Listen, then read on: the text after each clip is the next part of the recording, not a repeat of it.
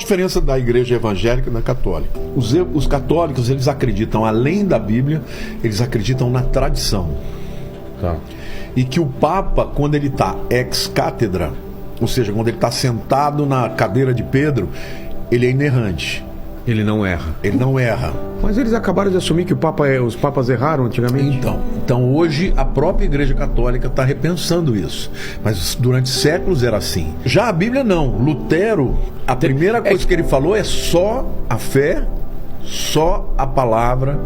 Então a Bíblia passou a ser, porque durante o período... Qual é o contexto histórico para o cara se rebelar? Tinha um pessoal que não estava... Lutero era um cara que era um sacerdote, que ele vivia com uma série de questionamentos, de lutas, que ele tinha tentações. Era um jovem, era um homem, né? Provavelmente olhava para uma mulher e desejava e tal. E ele então, um dia ele estava lendo o livro de Romanos, ele descobriu que a salvação era pela fé e pela graça. E aquilo mudou a vida dele. Ele passou a amar as escrituras porque ele percebeu que ele não tinha... A Igreja Católica falava o que nessa época? A Igreja Católica, ela trazia muito peso sobre o pecado. E tinha um indulto? Você tinha...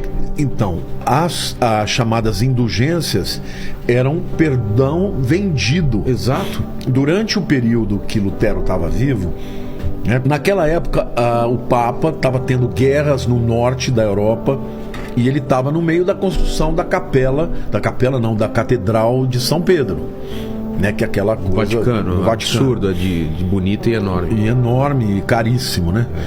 Então o que eles não tinham dinheiro, o que eles fizeram? Eles criaram as indulgências, ou seja, se você tem um pecado mortal que não pode ser perdoado, você compra o perdão. Isso é indulgência. Entendi. Então eles faziam uma escritura. E Lutero viveu esse período.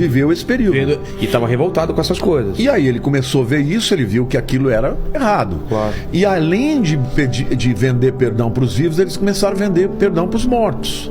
Nossa. Então se meu pai foi um cara ruim e tal, eu pagava para ele também. Pra ir pro céu. E ele se rebelou contra isso, escreveu 95 bulas, né, dizendo que onde estava o erro e tal, e ali começou uma reforma que se espalhou por toda a Europa. E ele foi perseguido por causa disso? Ele foi perseguido, mas o Lutero, o sonho dele era morrer pelo Evangelho, mas nunca morreu.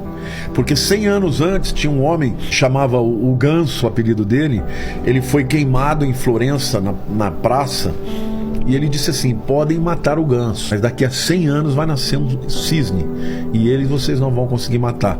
E 100 anos depois nasceu o Lutero. Olha só. Esse cara chamava John Huss. E o Lutero, durante a vida inteira dele, ele provocava a igreja para ver se matava, porque ele não matava. E ele trouxe essa nova mentalidade em que na época da Idade Média as pessoas eram analfabetas, não sabiam ler. Agora, por que a reforma de Lutero ela deu certo? Porque o Gutenberg tinha criado a imprensa e imprimiu a Bíblia como primeiro livro. Porque antes ninguém tinha acesso. E aí todos os escritos de Lutero, ele mandava para as pessoas lerem, falando mal das coisas que a Igreja Católica fazia. E além disso, a ilustração de capa, ele sempre fazia com pinturas de um artista muito famoso que pintava para ele. Então, quem? Um cara, não sei qual que é o nome dele, mas eu já li sobre isso. O cara bom, então era um livretinho lindo. O cara lia falando mal dos desmandos da igreja. E aí ele começa a convencer um monte de gente. Um monte de gente, aí houve a chamada Reforma Protestante em 1517, 31 de outubro.